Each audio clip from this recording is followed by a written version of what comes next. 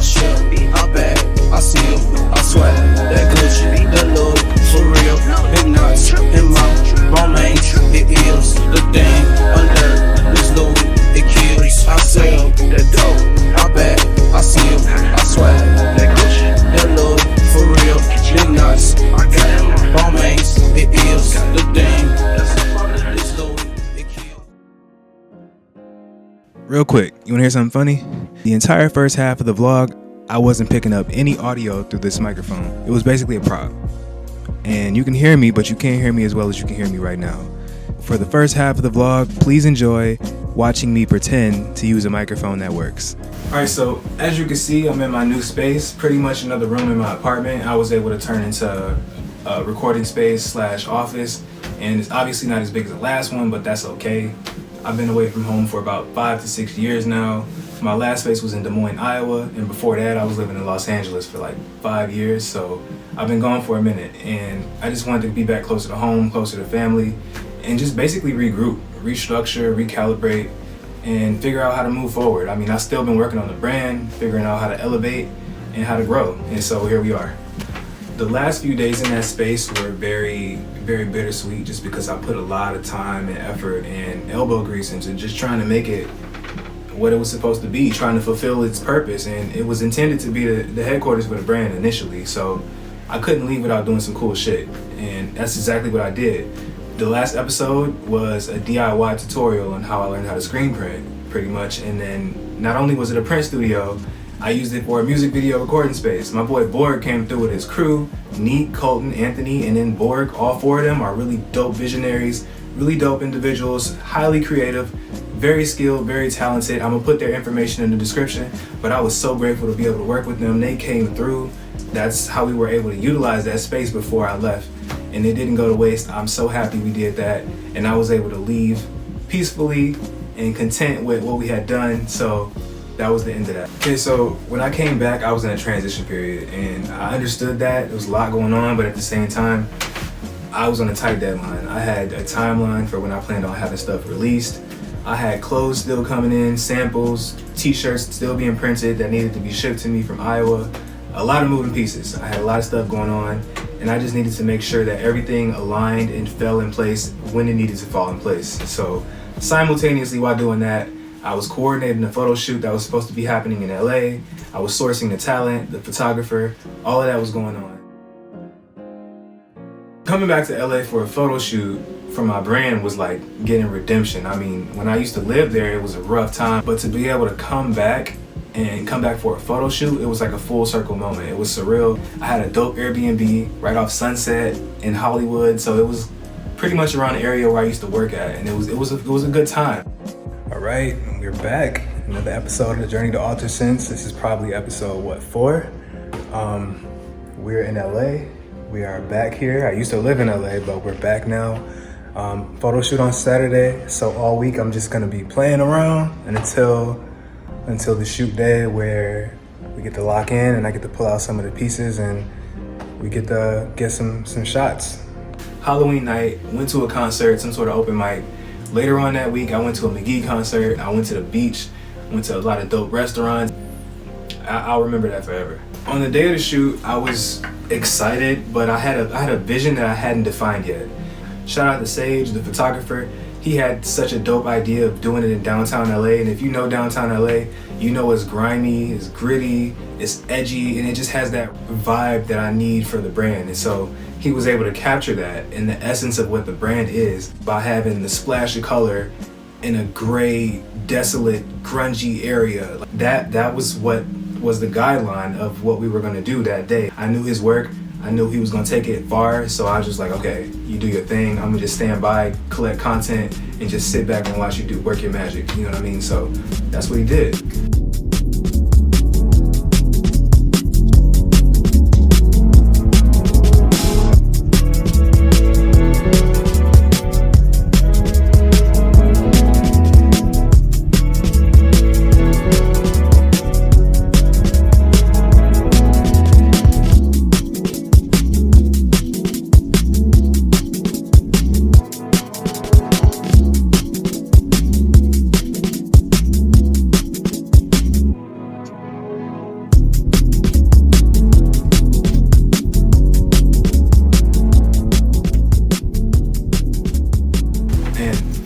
shout out to the crew as a whole. I mean, Sage, Jay, the models, Rudy, Shaquille, Jovan, Ariel, all of them, amazing, phenomenal, talented people, whether it's acting, poetry, modeling, entrepreneurship. I mean, they're amazing, dope people. Like, they really are very talented at what they do. Very inspiring. I'll put their info in the description, but I'm so happy to have had the privilege to work with them that day.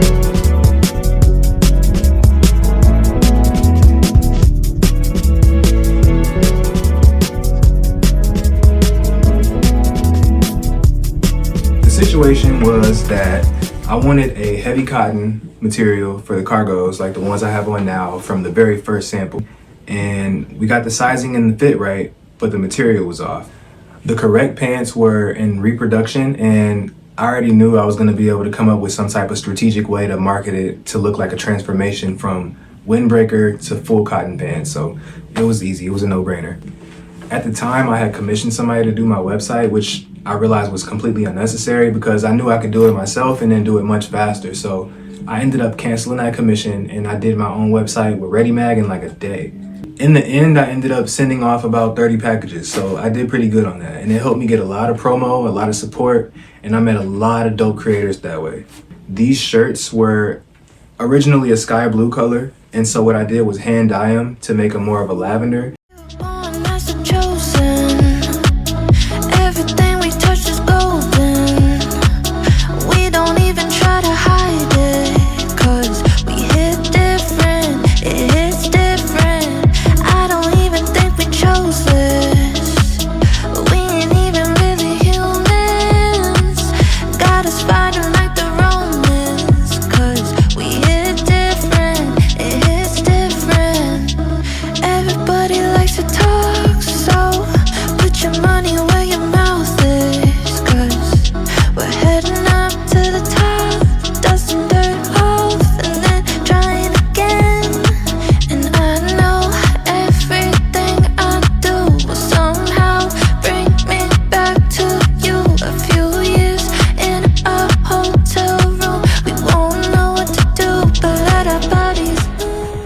While I waited for the remaining pieces to finish production, I learned how to use AI to create some really dope mock-ups and visuals, and I really had a good time doing that. I'm still using that to this day.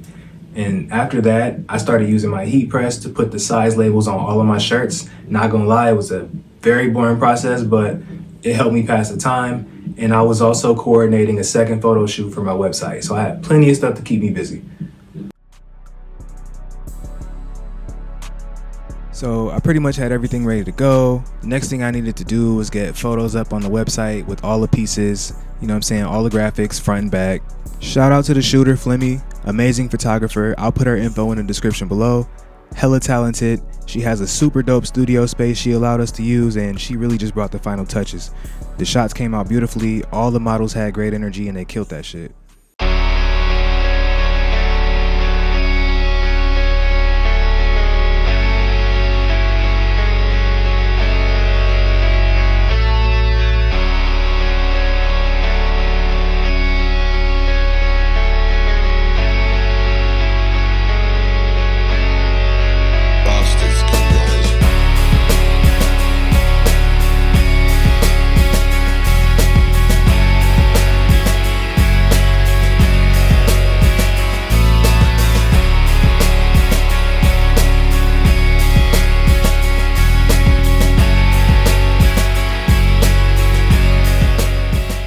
Shout out to everybody involved, Flemmy, Daniel, Cozy, Mina, Mia. Without y'all, none of this would have been possible. And of course, I had to get the final print for the lookbook. Check it out, here it is. It has a combination of shots from both photo shoots. Came out so good, and when I saw this, I knew it was real.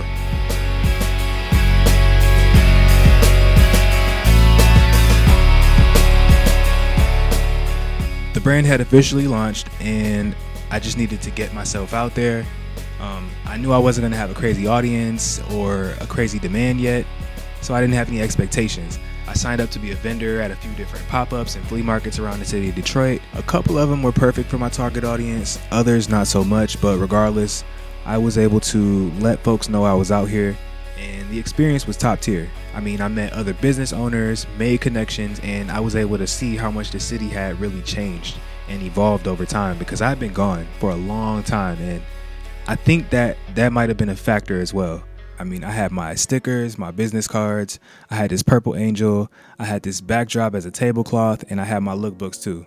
So it was really cool to see how the process worked, and learning how to effectively set up a display was super important. I consider it a huge win in my book, and this was pretty much my entire summer, so I kept myself busy and I made a few sales too. All in all, it was a 10 out of 10 experience. It pushed me out of my comfort zone, and I can't wait to do it again.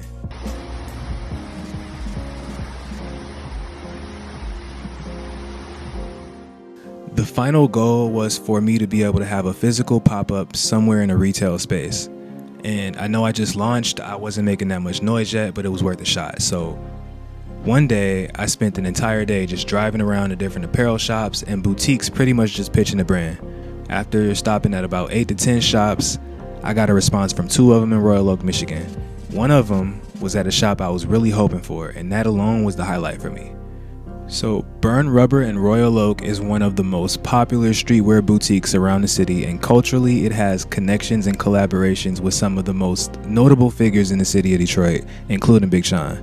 Big shout out to Tati and Mo on the ones and twos, AR, Cozy, and Tell for helping me get the shots, really just making the event what it was. After that, I locked in another pop-up at the Hype House, which is another dope apparel shop, and I marketed that as the pop-up weekend. Huge milestones. I had about 2 weeks of promo. I whipped up some promo graphics within the first day. I'd sent the flyer to over 100 people on socials, booked a DJ, and got the ball rolling. It wasn't a blowout event, but enough people came for me to feel good about what I was doing.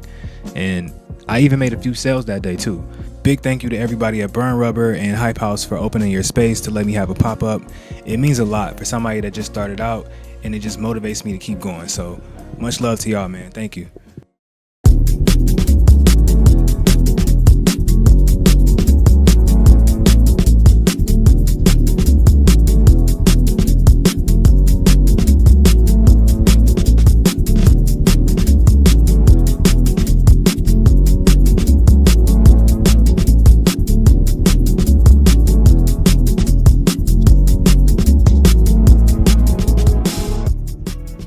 I think we are all caught up, so just a few more things to expect moving forward. More integrated AI visuals on the branding and video content. I slowed down a bit on the social media front, but I plan to be much more consistent moving forward with how much I post. Even if it's just a fit check, there will always be something. A new playlist is on the way. The first was The Odyssey, which was more angsty. Then it was Radiance, which treaded more on the light, airy side. And the next one is going to speak more to those calm, late night evening vibes. And lastly, Hazy Junction Capsule 2025 on the way. Thank you for watching Sense TV. Onwards and upwards. Peace.